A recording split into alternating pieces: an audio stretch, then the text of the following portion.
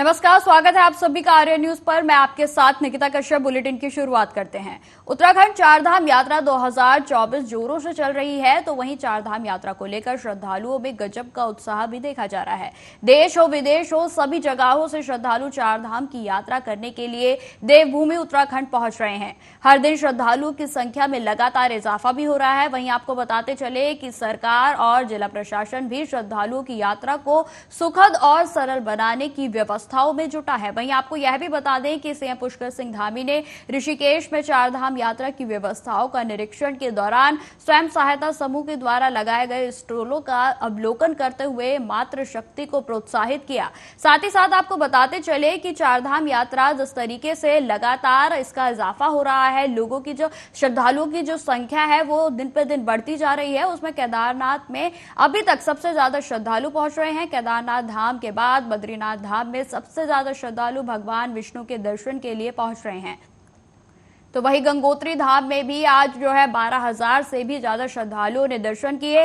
वहीं आपको बताते चले कि उत्तराखंड के यमुनोत्री धाम में भी श्रद्धालुओं ने बड़ी संख्या में मां यमुना के दर्शन किए। चारधाम यात्रा में मौत का सिलसिला भी लगातार जारी है। आपको बताते चले कि हाल ही में हेमकुंड साहिब यात्रा पर आए पंजाब के 3 तीर्थयात्रियों की दिल का दौरा पड़ने से मौत हो गई और इसके अलावा बद्रीनाथ धाम में भी तीर्थयात्री की दिल का दौरा ही पड़ने से मौत हुई। इसके साथ ही हेमकुंड साहिब समेत सभी चारधाम यात्रा में जो अधिकतर मरने का आंकड़ा आ रहा है, उसमें कहीं ना कहीं दिल का दौरा पड़ने से ही लोगों की मौत हो रही है और जिसमें अब तक आंकड़ा 64 के पार जा चुका है। इसी खबर पर अधिक जानकारी के लिए हमारे साथ हमारे सहयोगी जुड़ गए हैं।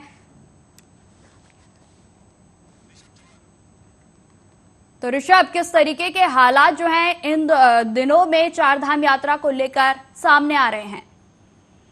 देखिए, मैं आपको बता दूं कि अभी तक जो है केदारनाथ यात्रा में 64 श्रद्धालुओं की मौत हो चुकी है। इसमें से 27 जो है वो बद्रीनाथ में मौत हुई है, 21 की यमुनोत्री में मौत हुई है, 13 की गंगोत्री में मौत हुई है।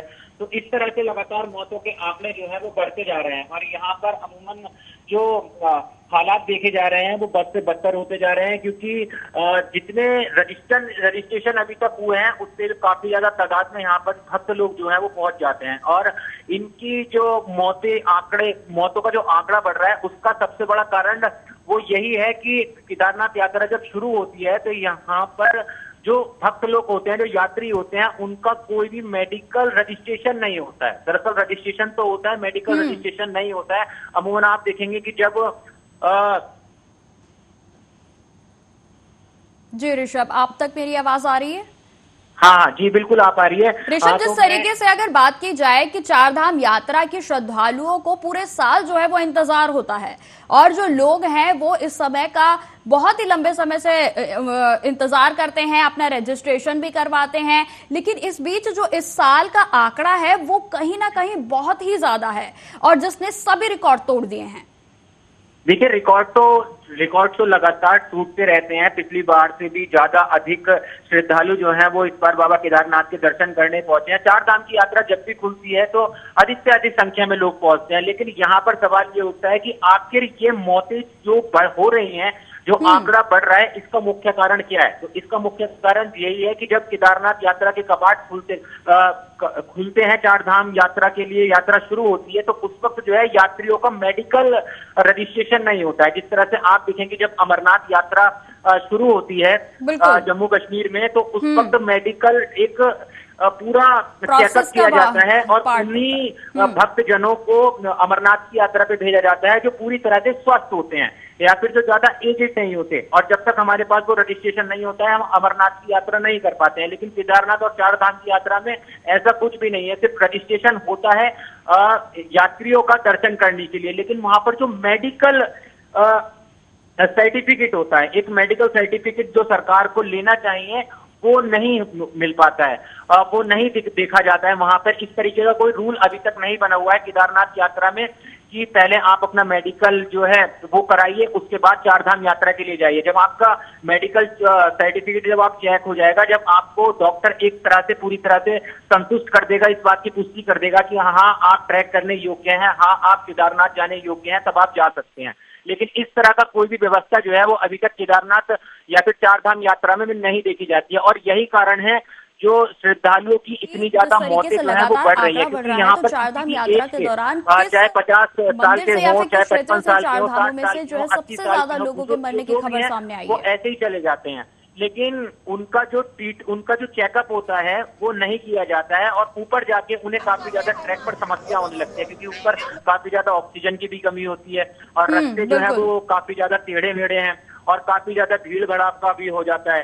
तो ये मुख्य कारण है जिसके कारण ये मौतें बढ़ रही हैं। अगर सरकार इन चीजों पर ध्यान दे, सरकार इस बात पर ध्यान दे कि उन्हीं यात्रियों को ट्रैक करने दिया जाए जो पूरी तरह से स्वस्थ है। दरअसल उनका एक मेडिकल ट्रीटमेंट जो होता है, मेडिकल एक रजिस्ट्रेशन जो होता है, पहले उनका वो देखा जाए, फिर उसके बाद यात्रियों को आगे भेजा जाए, तभी इस तरीके की जो मौतों के आंकड़े हैं तभी ये कम हो सकते हैं। ना तो आने वाले समय में आप देखेंगे कि अगर इसी तरह से भक्त लोग जो है केदारनाथ बाबा का ट्रैक करते रहे और उस रास्ते पर चलते रहे, तो ये समस्या आपको आगे भी देखने मिल सकती है। जी ऋषभ, अगर बात की जाए कि सबसे ज्यादा मौत का आंकड़ा जो है वो कहां से सामने आया है?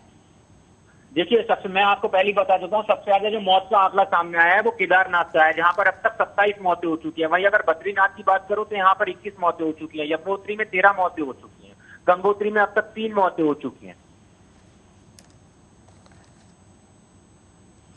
चारधाम यात्रा में जिस तरीके से लगातार मौत का आंकड़ा जो है बढ़ता जा रहा है, इस पर सीएम पुष्कर सिंह धामी ने भी ऋषभ लगातार नजरें बनाई हुई हैं, तो उसको लेकर क्या कुछ खास इंतजाम जो है वो सरकार की ओर से किए गए हैं? देखिए, सरकार की तरफ से जो इंतजाम किए गए हैं, केदारनाथ ट्रैक पर मैं आपको बता देता हूं कि छोटे छोटे हॉस्पिटल्स खोले जाते हैं, अमूमन 10 किलोमीटर 20 किलोमीटर, मतलब थोड़ी थोड़ी दूरी पर, 3 किलोमीटर 4 किलोमीटर 5 किलोमीटर की दूरी पर, इस तरह से जो है वो एक हॉस्पिटल्स खोले जाते हैं, जो छोटे छोटे हॉस्पिटल्स होते हैं। वहां पर आपको ऑक्सीजन मिल जाएगी और वहां पर आपको कुछ डॉक्टर्स भी मिल जाते हैं। लेकिन जो ट्रैक का रास्ता होता है, जो पहाड़ का रास्ता होता है, वो काफी ज्यादा कठिन होता है। यानी एक प्लेन रास्ते की बात करूं तो 5 किलोमीटर आप उसे आसानी से पार कर सकते हैं, लेकिन वहीं अगर एक पहाड़ के रास्ते की बात करूं तो उस 5 किलोमीटर के रास्ते को आपको पूरा करने में काफी ज्यादा समय लग जाता है। तो लोग जो है, अगर उनकी हालत भी खराब होती है तो उन्हें तत्काल भाव से जो है वो ट्रीटमेंट नहीं मिल पाता। सरकार ने बाकायदा व्यवस्था कर रखी है, छोटे छोटे मेडिकल कैंप्स लगा रखे हैं, छोटे छोटे वहां पर हॉस्पिटल खोल रखे हैं, वहां पर ऑक्सीजन भी है, वहां पर डॉक्टर्स भी अवेलेबल है। जी ऋषभ, अगर बात की जाए, बिल्कुल ऋषभ, अगर बात की जाए कि लगातार अभी भी इजाफा जो है श्रद्धालुओं की संख्या में हो रहा है, और कब तक जो है इजाफा होगा, कब तक केदारनाथ धाम और मिलाकर जितने भी 4 धाम हैं उनके जो कपाट हैं वो खुले रहेंगे? देखिए, मैं आपको बताता हूँ, केदारनाथ कपाट जो है वो 6 महीने तक खुले रहते हैं, और अभी काफी समय है केदारनाथ के कपाट बंद होने में। लेकिन यहाँ पर जो सबसे ज्यादा भीड़ देखी जाती है वो शुरू के सिर्फ 2 या 3 महीने के अंदर देखी जाती है, क्योंकि अभी मई में कपाट खुले हैं, मई के बाद जून जुलाई, तो ये एक ऐसा टाइम होता है जो आज के इस समय में काफी बच्चों की विंटर वेकेशन पड़ जाती है, तो लोग अपने परिवार के साथ वहां पर चले जाते हैं। तो शुरू के 2-3 महीने काफी ज्यादा भीड़ देखी जाती है, और ये वो समय होता है जब गर्मी भी काफी ज्यादा पीक पर पड़ती है। अगर आप केदारनाथ के अंत के महीने की बात करूं, बरसात के मौसम की बात करूं, विंटर के मौसम की बात करूं, नवंबर दिसंबर की बात करूं, तो उस टाइम केदारनाथ में इतनी भीड़ नहीं देखी जाती है। उसका कारण ये होता है कि एक तो विंटर वेकेशन नहीं होती और अधिक ठंड पड़ती है, फिर बरसात का मौसम शुरू हो जाता है, तो उस वक्त यात्रियों की तादाद जो है वो वहां पर काफी ज्यादा कम हो जाती है। लेकिन ये मई जून जुलाई के ये 3 महीने ऐसे होते हैं जहां पर पीक पर जो है भक्त यहाँ पर देखे जाते हैं। जी ऋषभ, अगर कोई यात्री केदारनाथ धाम या फिर 4 धाम यात्रा के लिए विचार कर रहा है, प्लानिंग बना रहा है, तो उसके लिए सबसे सही समय जो है वो क्या रहेगा? देखिए, सबसे सही समय जो रहता है वो अमूमन तो समय तो सारे ही सही है। देखिए, केदारनाथ क्योंकि भीड़ को देखते हुए और जिस तरीके से अभी रजिस्ट्रेशन भी नहीं हो पा रहे हैं, तो उन सब को देखते हुए अगर आप बरसात की बात करें तो बरसात में जाना वहां पे खतरनाक होता है, क्योंकि लैंडस्लाइडिंग होती है, वहां पर पहाड़ टूट के गिरते हैं, पत्थर टूट के गिरते हैं, बहुत ज्यादा बारिश होती है। उसके बाद जब अगर आप विंटर में जाते हैं तो विंटर में आपको काफी ज्यादा ठंड लगती है, स्नोफॉल होने लगती है। और उसके बाद समय तो एक यही है कि बरसात से और विंटर से बचने के लिए लोग मई जून जुलाई इन 3 महीनों को ही जो है वो ज्यादा बेहतर समझते हैं, और यही कारण होता है कि इन 3 महीनों के अंदर वहां पर काफी ज्यादा भीड़ देखी जाती है, क्योंकि इन 3 महीनों में वहां पर कम ठंड भी कम पड़ती है, उसके बाद बरसात भी नहीं होती है, और जो लैंडस्लाइडिंग की जो समस्या होती है वो भी कम देखी जाती है, क्योंकि बरसात नहीं पड़ती है। बरसात के दिनों में दिक्कत क्या आती है कि जब वहां पर बारिश पड़ने लगती है तो पहाड़ जो है वो सरकने भी लगते हैं और काफी ज्यादा पहाड़ों से पत्थर भी गिरने लगते हैं, तो यात्रियों को काफी ज्यादा नुकसान पहुंचा सकते हैं। तो ये 3 महीने शुरू के यही जो है वो सबसे महत्वपूर्ण माने जाते हैं यात्रा करने के लिए। अगर ऋषभ बात की जाए कि जिस तरीके से लोग जो सड़कों से आ रहे हैं, वहां लंबी लंबी जो जाम की कतारें देखने को मिल रही हैं, लोग जो है कई कई दिनों में जाकर जो है उनको भोले बाबा के दर्शन हो या फिर वो बद्रीनाथ धाम हो या यमुनोत्री हो या गंगोत्री हो, सभी जगहों पर फुल रश जो है वो सड़कों पर नजर आ रहा है। तो इसको लेकर जो प्रशासन है उसकी तरफ से क्या कुछ तैयारियां हैं? देखिए, प्रशासन की तरफ से तो पहले ही तैयारियां रजिस्ट्रेशन नहीं कराएंगे तो आपको ऋषिकेश, आप ज्यादा से ज्यादा ऋषिकेश पार कर सकते हैं। ऋषिकेश से ऊपर जब आप केदारनाथ वाले रास्ते पर चलेंगे, 4 धाम वाली रोड पर चलेंगे, तो जगह जगह प्रशासन जो है वो रजिस्ट्रेशन चेक कर रहा है, और जिन व्यक्तियों का रजिस्ट्रेशन नहीं है तो प्रशासन उन लोगों को वापस लौटा दे रहा है। ठीक है ऋषभ, तमाम जानकारी के लिए आपका बहुत बहुत धन्यवाद। तो जिस तरीके से लगातार जो 4 धाम यात्रा है वहां पर श्रद्धालुओं की संख्या बढ़ती जा रही है और इसे देखते हुए सरकार के साथ साथ प्रशासन भी पूरे तरीके से सजग है और हर तरीके से जो सुरक्षा व्यवस्था की बात हो या फिर किसी और तैयारी की बात हो, सभी तरीके से सरकार पुरजोर जो है श्रद्धालुओं से आग्रह कर रही है, अपील कर रही है कि जान माल का नुकसान होने से बचें और पूरी सावधानी के साथ यात्राओं पे आएं। खबरों में आगे बढ़ते हैं। देश में इन दिनों पुणे में हुए सड़क हादसे की चर्चा हो रही है और यहां तक तेज रफ्तार लग्जरी कार ने एक मोटरसाइकिल को टक्कर मार दी थी। आपको बताते चले कि जिसमें 2 लोगों की मौके पर ही मौत हो गई थी। कार 17 साल का नाबालिग चला रहा था जो शराब के नशे में धुत था। इस मामले में हर दिन जो है नए खुलासे भी हो रहे हैं। आपको बताते चले कि अब पुणे पुलिस ने नाबालिग के खून के नमूने से छेड़छाड़ करने और सबूत नष्ट करने के आरोप में 2 डॉक्टरों को गिरफ्तार किया है। आपको यह भी बता दें कि मामले पर पुणे पुलिस कमिश्नर अमितेश कुमार ने जानकारी देते हुए बताया कि 19 मई को सुबह करीब 11 बजे ससून अस्पताल में खून का जो सैंपल है, ब्लड सैंपल लिया गया था और जिसके बाद अस्पताल के कूड़ेदान में उसे फेंक दिया गया और दूसरे व्यक्ति का खून का नमूना लगाया गया और फॉरेंसिक लैब में उसे भेज दिया गया। तो आपको बताते चले कि जिस तरीके से इन दोनों जो पुणे में हिट एंड रन का केस हुआ है वो सरगर्मियों में है और जिसको लेकर रोज नया अपडेट आ रहा है। इसी खबर पर अधिक जानकारी के लिए मेरे साथ अदिति जुड़ गई है, मेरी सहयोगी। तो अदिति, फिलहाल आज जो है इस मामले में क्या ताजा अपडेट आया है? मामले में जो ताजा अपडेट ये है कि नाबालिग का जो ब्लड सैंपल लिया गया था उसमें फेरबदल की गई थी, उसको बदल दिया गया था और इस मामले में पुलिस ने अब 2 डॉक्टरों को गिरफ्तार किया है। ये दोनों ही डॉक्टर ससून अस्पताल से जुड़े हुए हैं। इन डॉक्टरों का नाम है, एक का नाम है अजय तावरे, तो वहीं दूसरे डॉक्टर का नाम है श्रीहरि हरलोल। इन्होंने क्या किया था, जब नाबालिग का ब्लड सैंपल लिया गया था तो उसके बाद इन्होंने उस ब्लड सैंपल को कूड़े में फेंककर किसी और ब्लड सैंपल के साथ इन्होंने बदल दिया था। इस मामले में खुलासा तब हुआ जब ये जांच स्थानीय पुलिस से छोड़कर जिसे कहते हैं कि स्पेशल पुलिस को दी गई, स्पेशल क्राइम ब्रांच को दी गई इस मामले में जांच करने। और जो ये लोग वारदात से पहले पब में गए थे और वहां पर मीटिंग इन्होंने की, वहां पे बैठ के शराब पी और 2 बाद में गए थे, तो वहां के बिल और सीसीटीवी फुटेज से खुलासा हुआ था कि इन लोगों ने वहां पर बैठकर शराब भी पी है। लेकिन ब्लड रिपोर्ट में ऐसा कोई भी मामला सामने नहीं आया। ब्लड रिपोर्ट बिल्कुल क्लीन थी, जिसके बाद पुलिस को संदेह हुआ कि ये ब्लड रिपोर्ट मिसमैच हुई है। दोबारा से नाबालिग का टेस्ट कराया गया है और इस मामले में ये रिपोर्ट फिर सामने आई कि नाबालिग ने कहीं ना कहीं ड्रिंक की हुई थी और जो उसका ब्लड सैंपल है वो भी बदला गया था। तो इस मामले में फिलहाल अस्पताल डॉक्टरों को गिरफ्तार कर लिया गया है। जी अदिति, जिस तरीके से ब्लड सैंपल को लेकर जो है लगातार सवाल भी उठ रहे थे, जिसमें यह भी कहा गया था कि ब्लड सैंपल रिपोर्ट आने से पहले ही नाबालिग को जमानत भी दे दी गई, तो कहीं ना कहीं जो ब्लड सैंपल का फेरबदल हुआ है या फिर इसमें कहा जाए कि रहीज़ादे को बचाने की जो कोशिश है वो पुरजोर की गई है। जी देखिए, शुरू से ये मामला जो है काफी हाई प्रोफाइल है।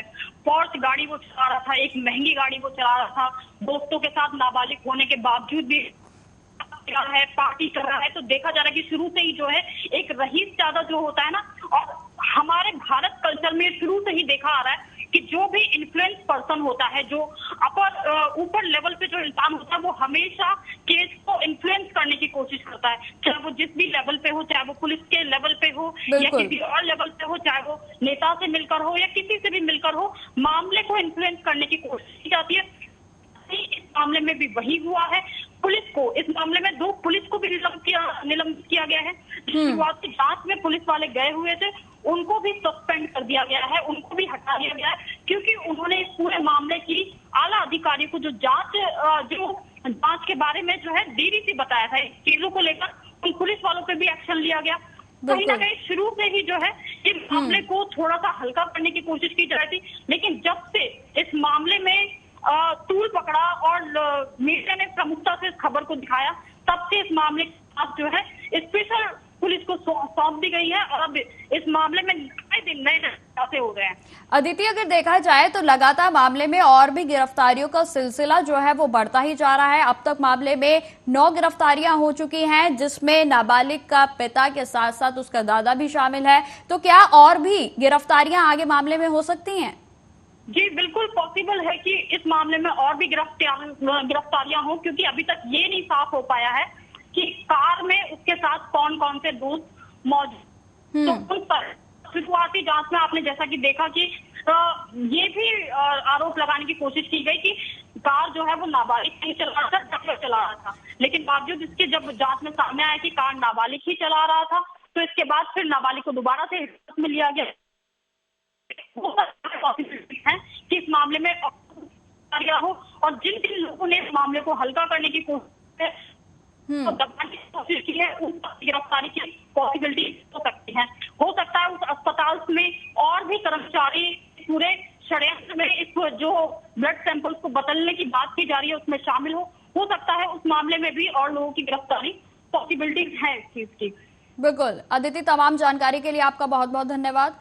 तो जिस तरीके से लगातार महाराष्ट्र के पुणे से निकला है मामला अब तूल पकड़ता जा रहा है और जिस पे लगातार जो गिरफ्तारियां हैं उनका भी सिलसिला जारी है। तो फिलहाल इस बुलेटिन में इतना ही। देश दुनिया की तमाम खबरों की जानकारी के लिए बने रहे हमारे साथ। नमस्कार।